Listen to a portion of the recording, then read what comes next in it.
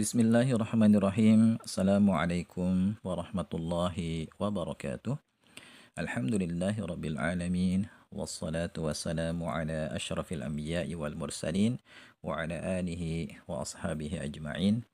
Amma ba'du ikhwani wa akhwati fillah rahimani wa rahimakumullah. InsyaAllah ta'ala pada kesempatan kali ini kita akan kembali membahas buku 130 ide mendidik anak. Sebelumnya kita sudah bahas bagian muqaddimah. Selanjutnya penulis buku ini ya membahas ide seputar akidah.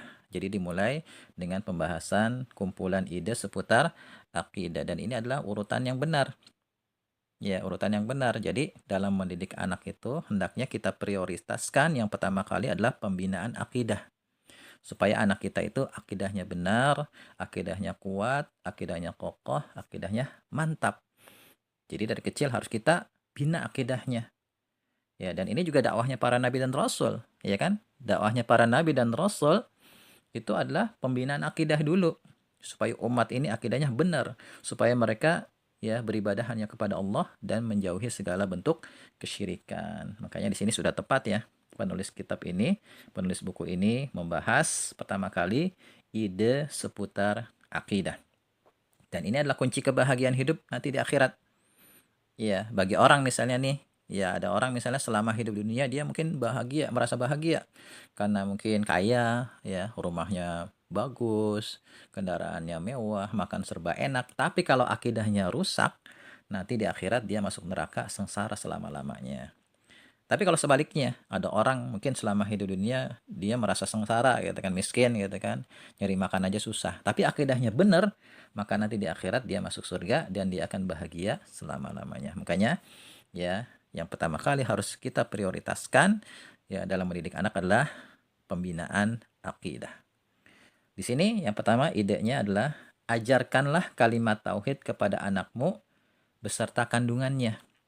Ya, kalimat tauhid itu yang dimaksud adalah kalimat la ilaha illallah, yang artinya tidak ada Tuhan atau tidak ada sesembahan yang berhak untuk disembah atau diibadahi selain Allah. Jadi di sini ya, ide yang pertama, ajarkanlah kalimat tauhid kepada anakmu beserta kandungannya, yaitu berupa penafian dan penetapan.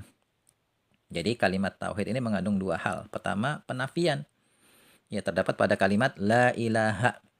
Ya, la ilaha artinya tidak ada sesembahan, tidak ada Tuhan. Ini bentuk penafian uluhiyah, ketuhanan untuk selain Allah Subhanahu wa taala. Kemudian yang kedua, illallahu adalah penetapan. Ya, illallah artinya kecuali Allah. Ini adalah bentuk penetapan ketuhanan hanya untuk Allah Subhanahu wa taala. Jadi, ya, kalimat tauhid ini mengandung dua hal, ya, penafian dan penetapan. Ya, kemudian di sini saya berikan penjelasan tambahan. Untuk ide dari penulis cukup sampai situ, ya. Beliau menyampaikannya dan di sini saya berikan penjelasan tambahan.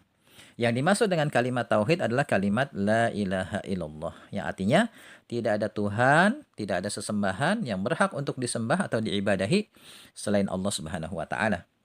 Maksudnya, ya maksud dari kalimat tauhid ini hanya Allah Subhanahu wa taala yang berhak untuk disembah. Hanya Allah Subhanahu wa taala yang berhak untuk diibadahi. Tidak boleh kita menyembah kepada selain Allah Subhanahu wa taala. Ini maksud dari kalimat tauhid ini. Ya, kalimat la ilaha illallah. Dan ulama menjelaskan bahwa kalimat ini mengandung dua rukun. Yang pertama namanya nafi. Nafi itu artinya peniadaan. Maksudnya ya kita meniadakan semua Tuhan yang berhak untuk disembah selain Allah. Pada kalimat la ilaha. Ya. Kemudian rukun yang kedua namanya isbat. Isbat itu artinya penetapan. Ya, kita menetapkan Tuhan yang berhak disembah hanyalah Allah pada kalimat illallah. Gitu. Jadi kalimat tauhid ini mengandung dua rukun. Dan ini yang kita ajarkan pertama kali kepada anak. Ya, dimulai dari cara melafalkannya. Kalau anak kita masih kecil, ya, belum bisa memahami sesuatu dengan baik, maka cukup kita ajarkan cara mengucapkannya ya. Ya, supaya dia terbiasa dari kecil la ilaha illallah, la ilaha illallah, seperti itu. Supaya terbiasa. Nah, kalau nanti anak sudah bisa memahami sesuatu, baru kita ajarkan maknanya apa, kandungannya apa. Ya, di sini kan baru dicontohkan rukunnya. Nanti kalimat tauhid juga memiliki syaratnya. Nanti kita ajarkan ya sesuai dengan usia anak.